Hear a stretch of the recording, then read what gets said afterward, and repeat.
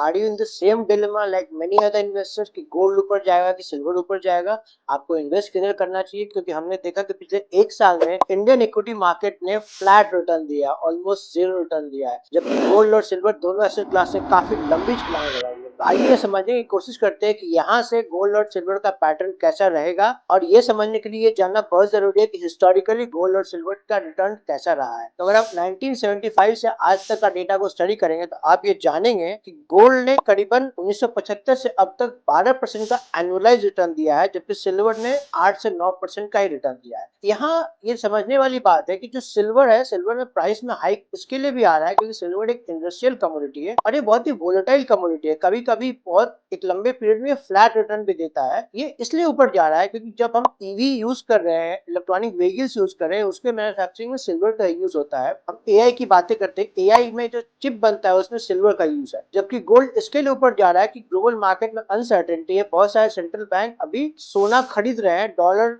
में अपने रिजर्व को कम करके गोल्ड में रिजर्व को बढ़ा रहे हैं। इसके लिए डॉलर डिप्रिशिएट किया है, not in INR term, but in real term, actually dollar has depreciated. Now, we as an investor, what we should do? So we should diversify across asset class according to our risk profile. We should be investing into Indian equities. We should be investing into overseas equities. We should be investing into silver as well as gold. And there are a lot of good funds in mutual fund category which offer you this diversification. These are known as multi-asset allocation funds. To know which fund is suitable to you, type in the comment section "no more" and we will come back to you with a customized portfolio which will suit your requirement. So let us be smart investor, let us be a savvy investor, and to know more, like, share and subscribe Savvy Saver. Thank you so much.